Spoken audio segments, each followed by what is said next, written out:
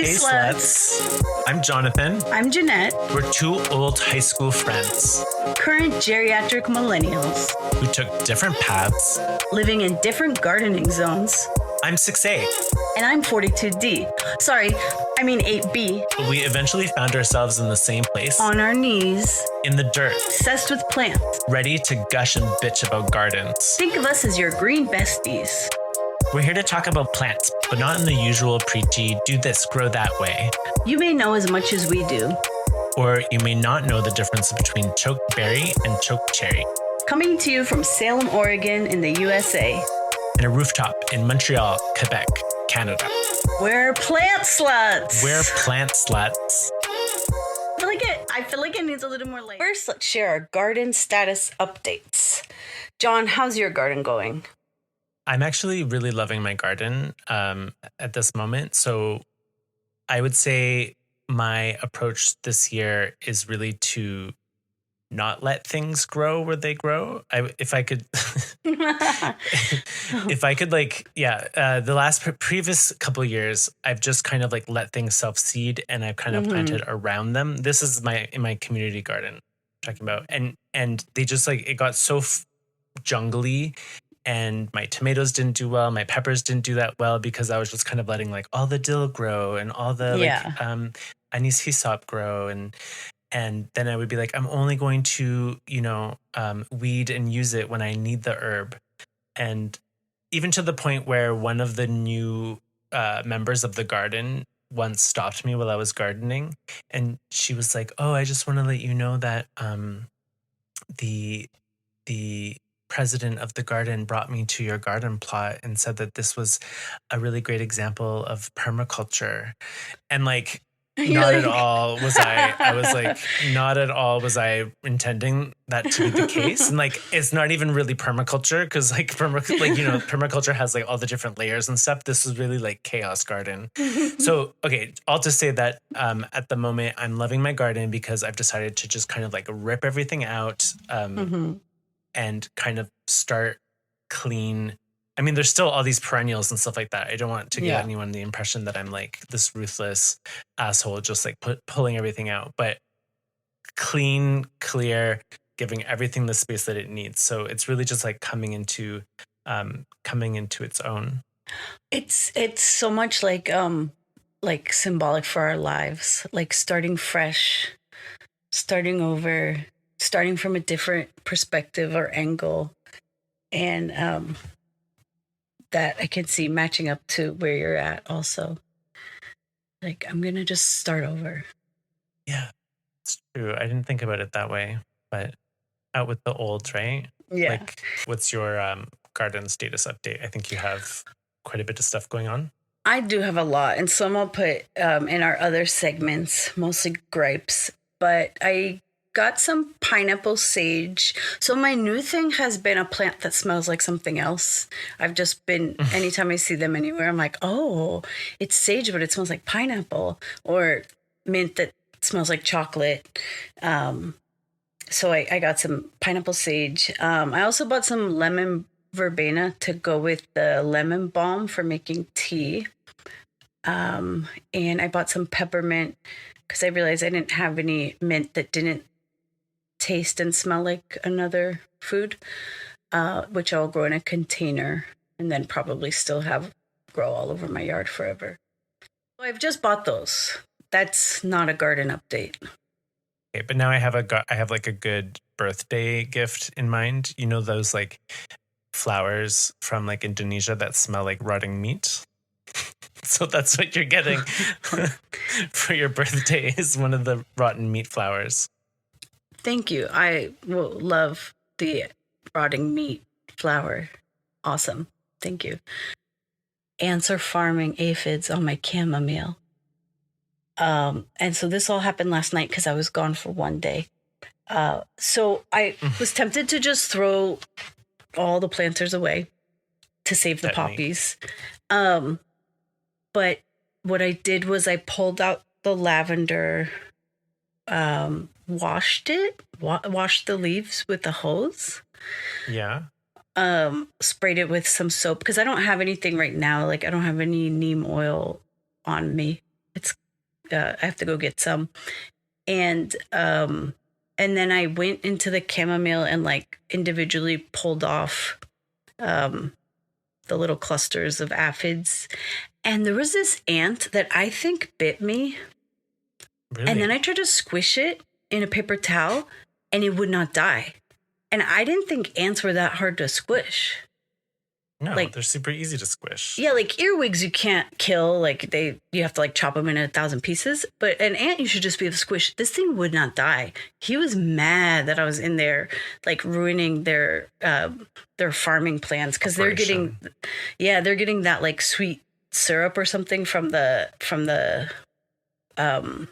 aphids on the plant. I think is why they. Yeah. So just to like, maybe. To people who don't know, basically like ants use aphids to excrete this like syrup, which is basically, I think, like their poop. And they're really aggressive. They like remove their wings so that they can't fly away. Oh my God. And yeah, and they just kind of like farm it for that like sweet liquid. Yeah. So I get aphids and ants on my cherry tree out front every year, and I've bought some beneficial insects to release, and I have also put like there's this tape that you can use. It's kind of like a double-sided tree tape that I put around the trunk, and ants stick to it, and so that kind of like it doesn't like completely remove them, but it just makes them less of a lot of them just end up dying or they go somewhere else. I'm not really sure. This year I had aphids on my black currants, and this is like part of me was like, oh my God, I have to like wash them all off, blah blah blah. It was early in the spring, and then I was like, you know what, I'm just gonna you know what, I ended up seeing that there was a ladybug larva on the blackcurrant, and I was like, maybe I should just let things kind of like do their course, go through the whole like process. And now it's maybe like a month later, there's no more aphids because I think that the ladybugs ended up reproducing and eating all of the aphids. Oh, interesting. I think that that's like a good, I mean, it's not really like a solution, but sometimes like maybe it's like you're reacting too soon, you can just kind of like let things, or like try and encourage some of the other predators of the aphids to come. I think the ants like kind of complicated though. So yeah, we do have a lot of ladybugs in the yard, so I have seen them, and that's helpful, and I can move them around if I see them. Also, I did have 1 year whiteflies in my greenhouse, and same thing with aphids. The problem is that in a greenhouse, it's a more closed-in environment. This was in the fall.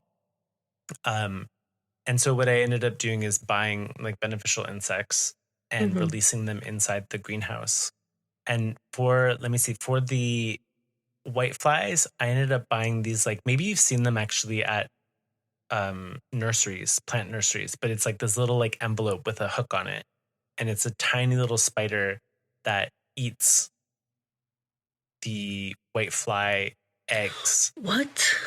Yeah, it's an envelope with the hook on it, and it's a spider. So it's like so it's an envelope with a hook on it, and you hang it like nearby where there's whiteflies, and then inside the sachet, the eggs of the spider will hatch. Okay. And they'll crawl out and like find places for them to like eat the whiteflies. So I mean, that's like, I think that's more effective for closed environments. Like for outside, it's like, I don't know, if it rains, it might just like ruin it. It's called Amblicius swerskii is the spider kind of predator that I used for the whiteflies. And for the aphids, the year, this is like separate times. So for like the year that I had the aphids, I actually got green lacewing eggs, which are little pieces of paper that you hang also nearby. And on the paper are like dead green lacewing eggs rather. and alive eggs, and they will hatch and, you know, eat the dead eggs, but then they'll also go and find the aphids and eat the aphids. And it's like, it's so magical, honestly. And green lacewings are actually pretty big. Seeing, like, going up into the greenhouse one day and like seeing this like green lacewing kind of like flutter in front of my eyes, it was like, oh my God, my babies. I'm just yeah. I'm just stuck on the spider thing, and I'm just wondering then what do I have to release then to kill the spiders when they're done with their job? Because now I have spiders everywhere. Oh, okay. No, they're so they tiny. They're little spiders. Like, okay. I never saw one. But it did deal with the white flies. Oregon is very spidery. But so you should check, like, I'm sure there's like a local place. Like, I just bought them online. Yeah. They got delivered by like. There's farm stores. That's where Nathan bought his mason bees. So there might stuff in there. Like, there might be something that's more local or something that, you know, is in your zone that would deal with the white flies. Yeah, I don't know about that, to be honest. Like, probably ants are never gonna go away. Yeah, we're just gonna fight bugs with more bugs. I like it.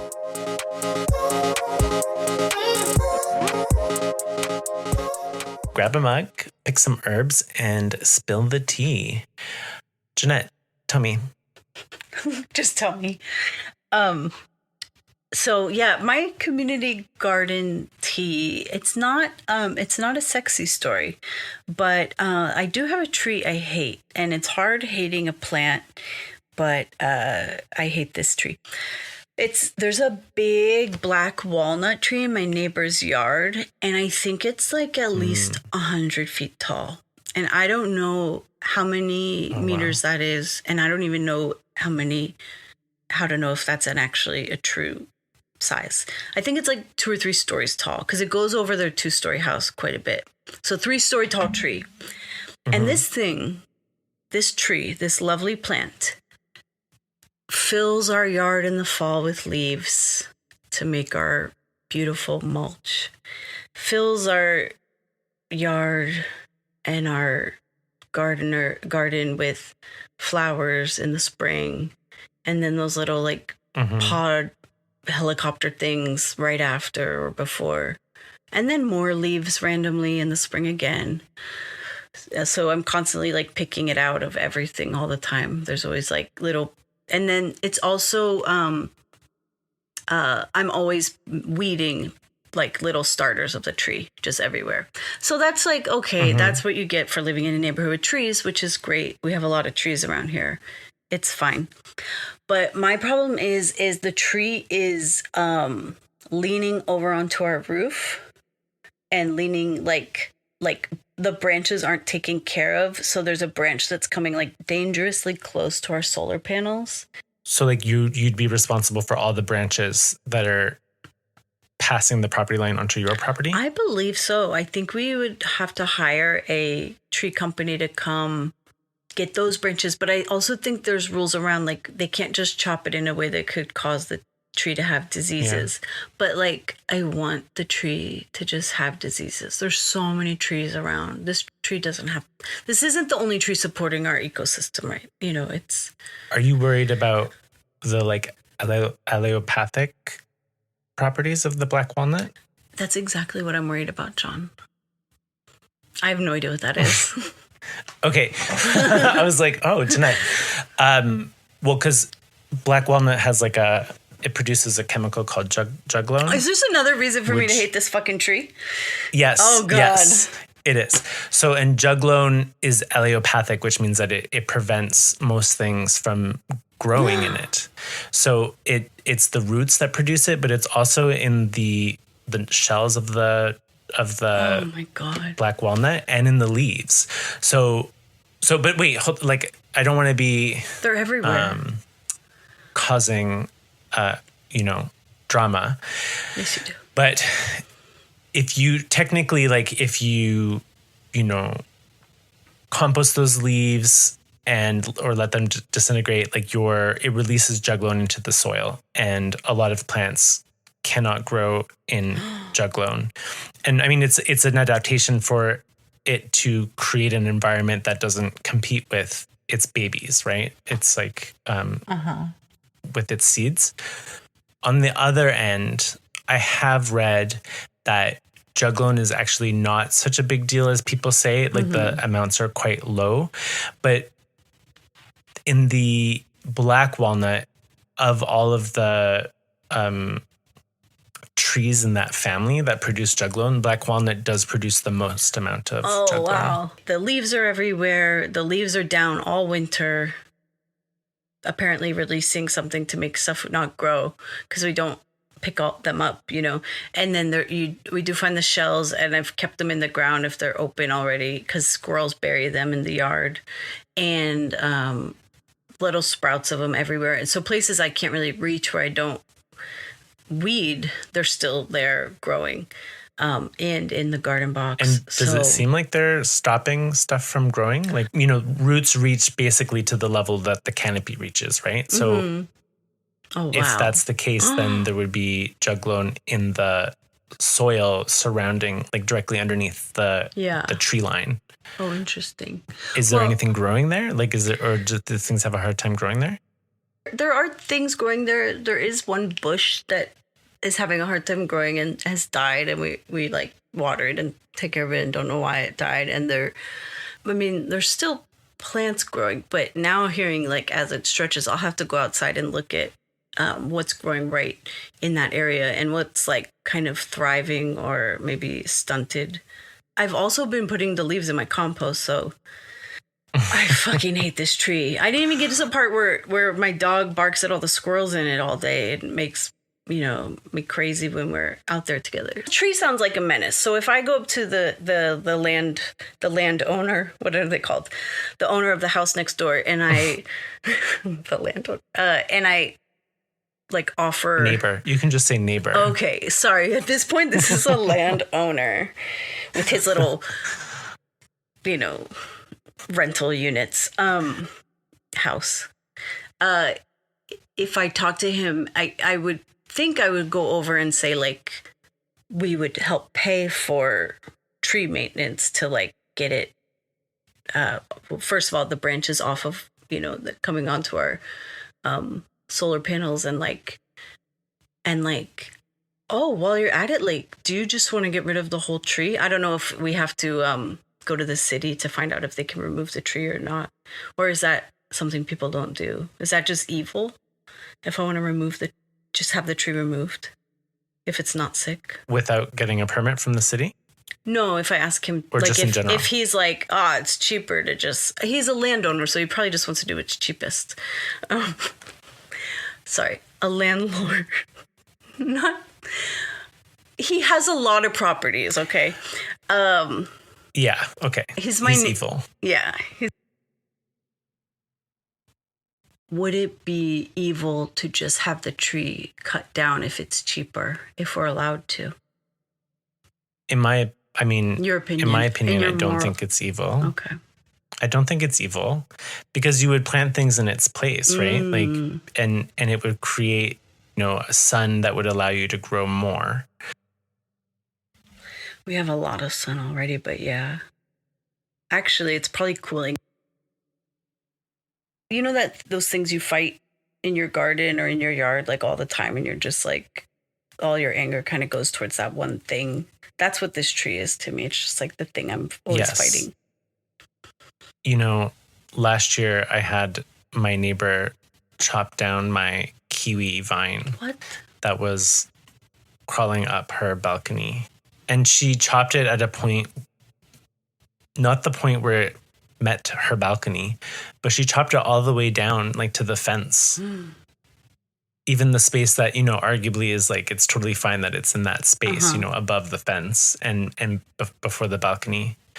I was very pissed off. Do you think she didn't know what it was, or that or we can't talk about this? I don't know. Do I want to rehash this again? I mean, were you in your chaos gardening era? She thought it was just she's like, oh, that's a plant? I mean, listen, like her son that was living there in that unit, like they knew it was a kiwi. And I asked for permission. I asked them if it was okay that the kiwi was crawling up the pole to the balcony, and they said it was fine. But of course, the mother is the owner of the building. She is the landowner. And so, Yeah. you know, I did get pissed off, and I was like, listen, madame, next time, if something's bothering you, just let me know and I will deal with it. Yeah. Like I would have, I would have unfurled some of the stuff, or untwirled, or whatever, however you describe it. And I would cut it at a good point. I know where I would prune it. Anyways. So I'm sure you can find a solution. And I'll keep... Even if it means cutting it down. Well, what if it means having to call someone I don't know? That's the worst part. There are people that deal with this. Yeah. Jeannette. You just call and you say, I have a tree that I need fixed. And they'll come and they'll look at it. And they'll know exactly what you might need from the city. Really? They'll probably provide you with their analysis, because the city, if you need to cut it down, for instance, at least this is what it's like here in Montreal, is you would have to provide a sort of justification and an analysis from an arborist, whether it's posing a threat, and that would then justify whether or not you cut it down. I'll just contact an arborist and I'll keep everyone updated on this really saga of, I think a spin-off, right? I think we're gonna do a spin-off. A spin-off series podcast on this. Black walnut. Oh my God. So if you have any community garden tea, anything about your neighborhood, neighbors, or your community garden plot, please send us an email at plantslutspod@gmail.com and we can read it on the show.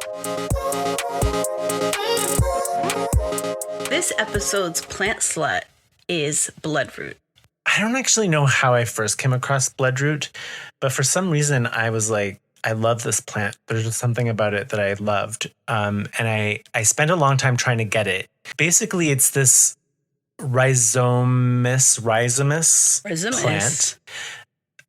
Yes. Oh, yes. Let's say the root is like a ginger, a ginger root, right? So it's like it forms a rhizome.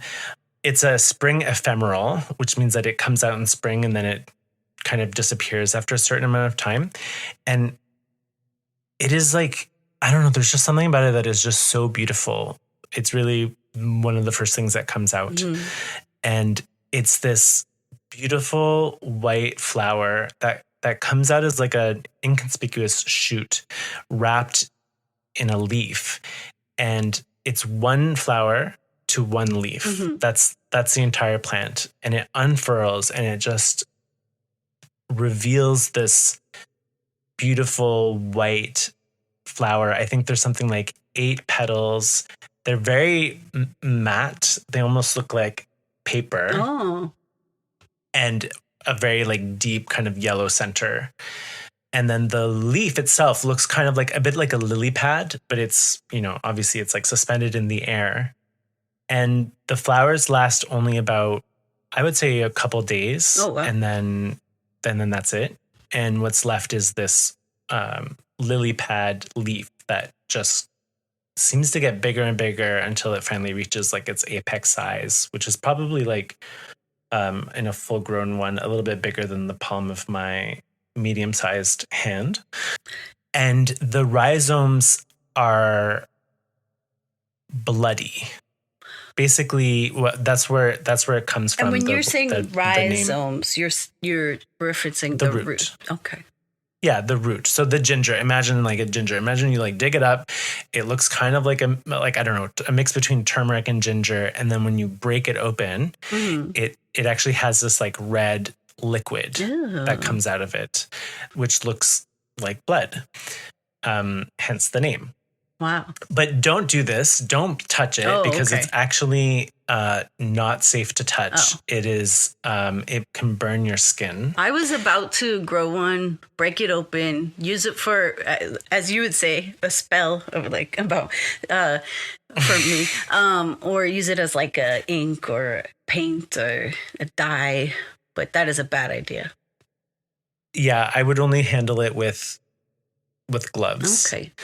My bloodroot this year, actually, so I planted it maybe like 3 years ago, and basically it's had a couple flowers come up. It was kind of like underwhelming. Mm-hmm. But this year, I don't know what happened. Mm-hmm. There are about a clump of like 7 or 8 of them all came up this year at once. And I can see there's other smaller leaves that didn't have flowers this year, but that have started to come up in between my pavers. I have these like kind of flat flagstone rocks that form a path. And I can see pretty much that the rhizome kind of follows the crack in between the two stones, and it's sent up little baby lily pad leaves. And so I'm really excited. So that reminds me of like how mint travels to grow all over your yard. Is that the same thing? Is that how it's not self-seeding, or it's not a bulb, it just travels by its root? Something really interesting about the plant world is that convergent evolution, in this way where like a lot of things end up evolving in a way where they are very similar, but actually the mechanism or what it actually is completely different. Yeah. Like for instance, like pricks and thorns, they are not the same. So, okay, I'm going to mess this up. I probably should have done a bit more research. I didn't know this was going in this direction, but one of them is actually a modified leaf or stem. I think it's a modified stem, and the other one is actually like part of the wood of the plant. Okay, interesting. You wouldn't know that they were different, but they're completely different. And like the evolution of how they got there then is different. So you would have had like leaves, that would like have, then ended up along the evolutionary kind of journey.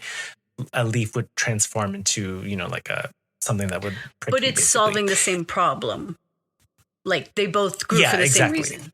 I know that this is a little bit of a tangent, but there are all different kinds of mechanisms that they can spread. So there's like rhizomes, there are even like stems, stolons, like strawberries, for instance, like the way that they spread is through stolons. And even the interesting thing is like potatoes. What's a stolon? So stolon is like basically it just like sends a shoot. Okay. Like a strawberry has this shoot that goes out. Yeah. And then it kind of like lays a little baby on the ground, and then it starts rooting. Yeah. It's basically like an umbilical cord that it kind of like shoots in all directions. I didn't know that. I just have strawberries that appear everywhere as if by magic, but thank you. Now I know. Yeah, stolons. Now that they travel by stolon. Potatoes, for instance, are modified stems. So the actual potato itself is not a root. It's actually like a part of the stem. What? Like botanically and like anatomically. But do they then have roots? They do then have roots. Yeah. Okay. You called it convergent evolution. Convergent evolution. And so bloodroot is not mint, but it travels similarly to how mint travels to spread. Yeah, but it's super slow. So it's not like an invasive thing that's going to take over your yard.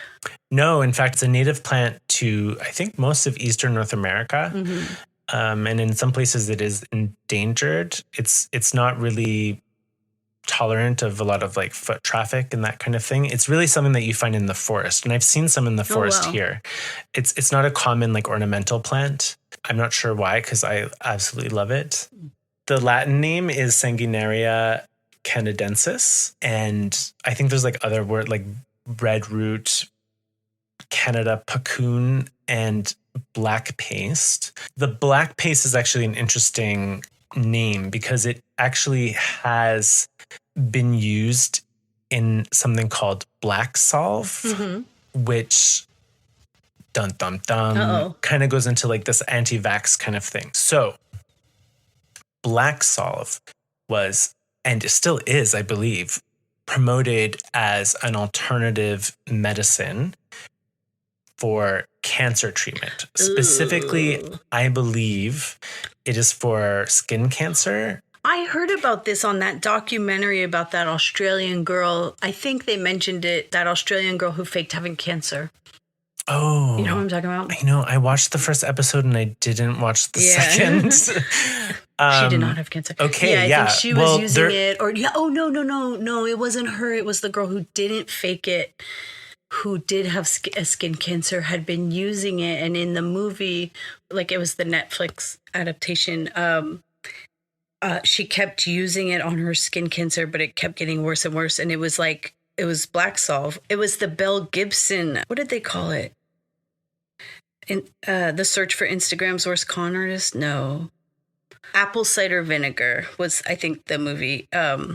That's the series. That's the series. So it was a series. You know, when you watch it all at once, it's a movie. The Netflix series about Don't even start. Bill Gibson. I just feel like there's so many series that should just be movies, and they've just stretched it out. Yeah, it's just a really long movie. Yeah, so Black Solve is actually, what it ends up doing is it burns your skin, and it's made from Bloodroot. Oh. And the reason why it's black is, I believe, because there's a lot of maybe iron in it, and the iron ends up turning black once it oxidizes, something like this. So that's why, like, I believe that's what gives it the black color.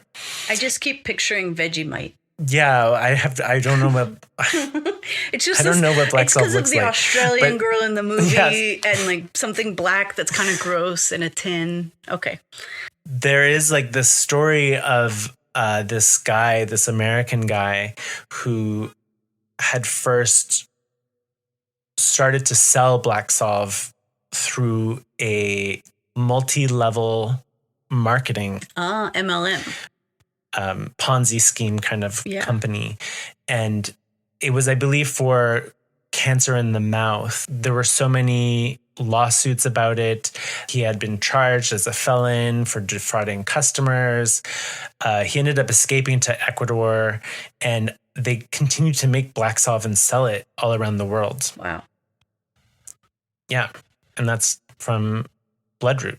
It's an interesting history.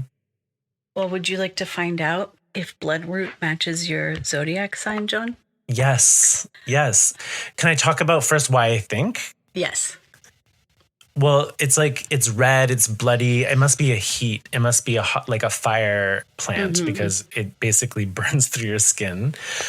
That's as far as I really could know in terms of the most obvious associations with like quality versus those elements. So we're kind of referencing lemon balm, the first plant I chose for Plant Sluts. Lemon balm was a feminine moon water element. I am a female Cancer sign. So Bloodroot, the gender, masculine. Oh. Planet, Mars. Oh my God, really? Yes. And the element is fire. That's my planet. Yeah. Oh my God, that's so funny. You're an Aries, so you chose your, patron zodiac plant. That's so interesting. It is interesting. We're That must be why I feel so connected to it. Yeah, we're so stereotypical in our signs. According to this book, the Encyclopedia of Magical Herbs, the powers are love, protection, and purification.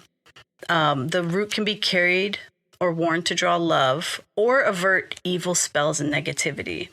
And you can place it near doorways and windowsills so the home will be protected. Jeannette, I have it right outside my bedroom window. And I planted it there on purpose because I wanted to see it in the spring. But now I know that's what's protecting me. Yeah.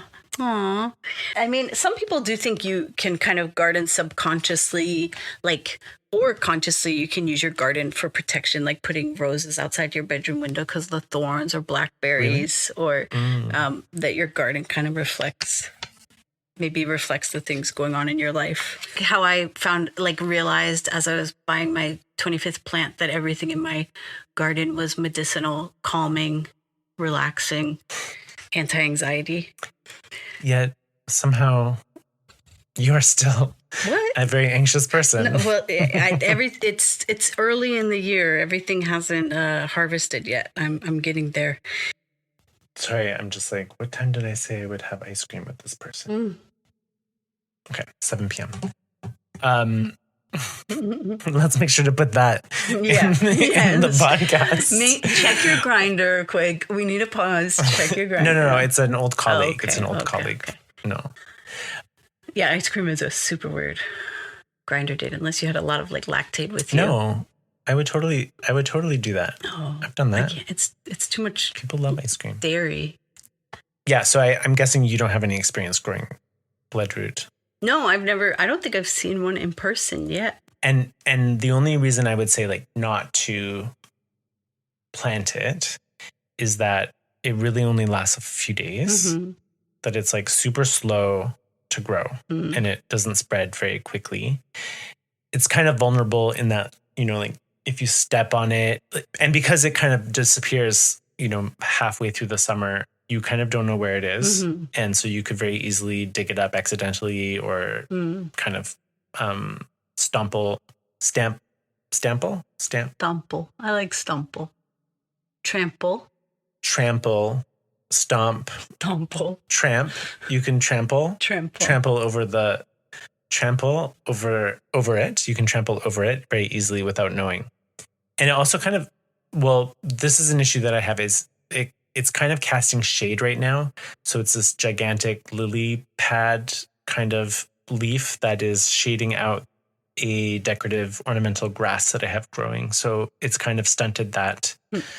Ooh, and another interesting fact about it is the seeds are transported by ants. Goddamn.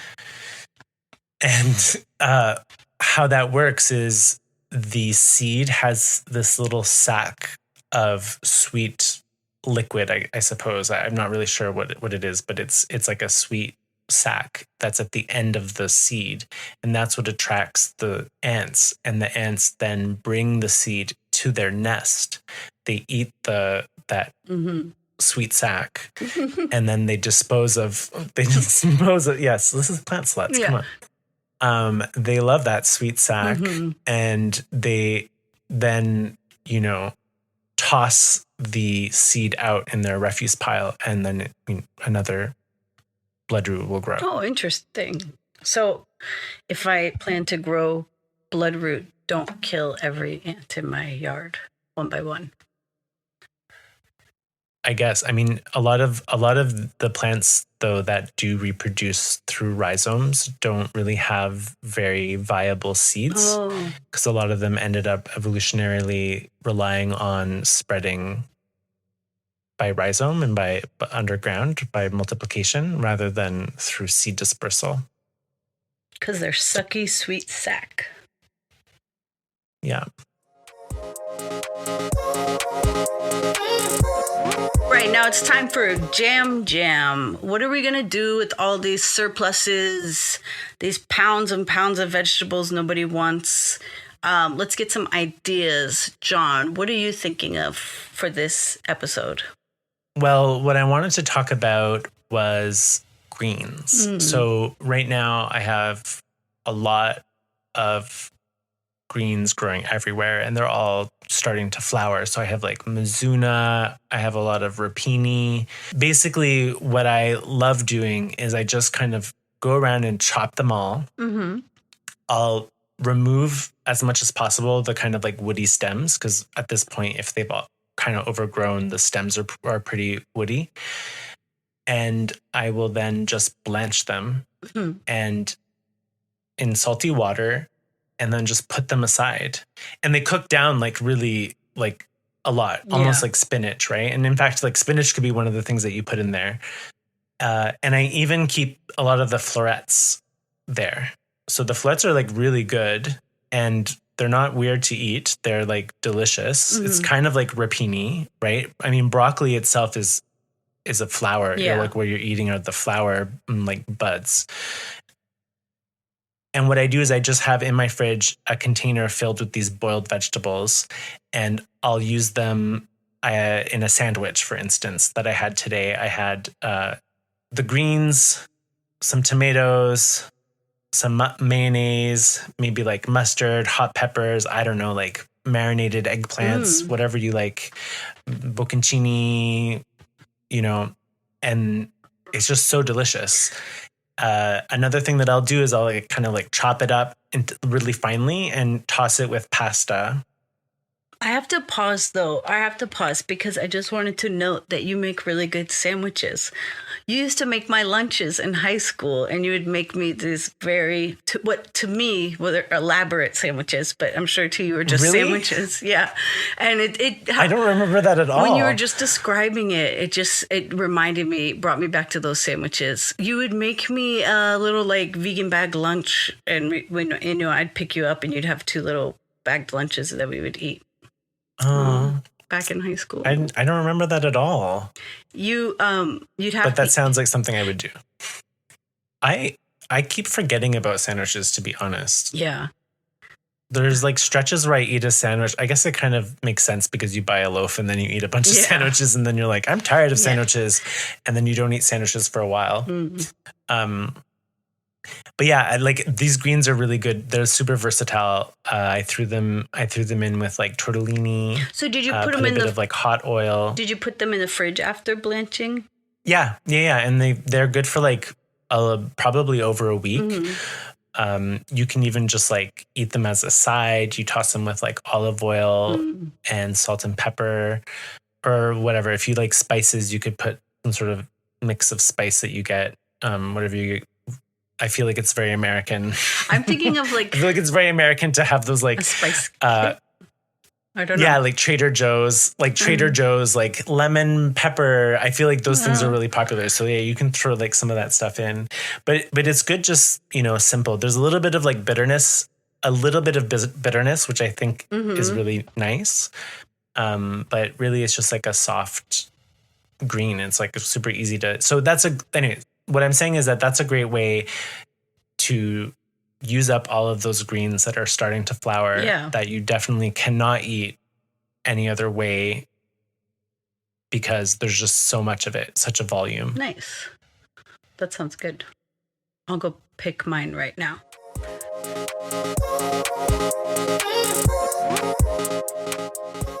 Seasonal reminder as we finish up today, cover your berries. Everything wants to eat them before you do. I use little sachets and then I cover it with something else and then something else. Little sachets over each like strawberry? Yeah. Oh, that's so cute. Well, the first time something untied it and still got the strawberry, I don't think it was human, but it could have been. Yeah, it's like sounds like a human child came in my yard. Snails are what gets my strawberries, to be honest. I was looking up 11 p.m. last night how to kill slugs. I have a good trick. What's your trick? I bought a thing. I know it's like people say, put a can of beer in the soil and they'll fall into it. Yeah. I mean, I got this thing that basically it's kind of like a ramp to death. So it's this green box that has on each side a kind of ramp that goes into the middle.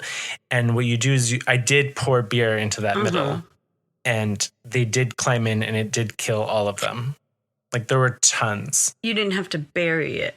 No, I just set it on the ground. That's annoying about the bottles and stuff. Like bury it halfway down and then you're digging holes Honestly, everywhere. I have cans, like cat food cans that I had put beer in it, and they're still in my garden, and they're like from 3 years ago. Oh wow!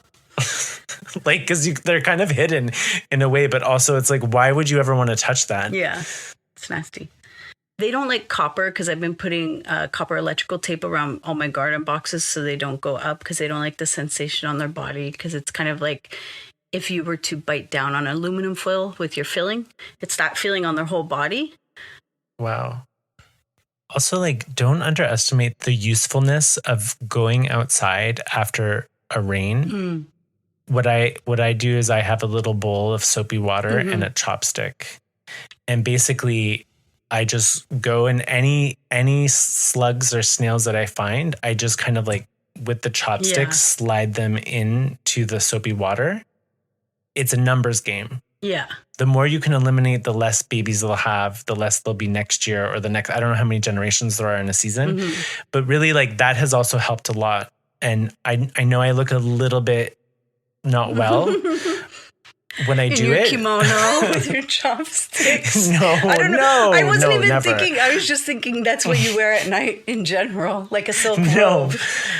No, Like, you're just no. wearing, But I think like that was slippers. like maybe one of the things that led to my latest breakup is that I would always try and get him to come out with me and get the slugs, and he just would never do it.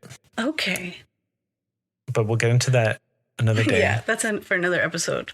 Thanks for getting slutty with us. If you like this episode, send it to your plant friends and email us with plants you think are slutty enough to be covered on the show. plantslutspod@gmail.com. And please rate, star, and share with a friend so our slutty gardens can grow. Bye, sluts.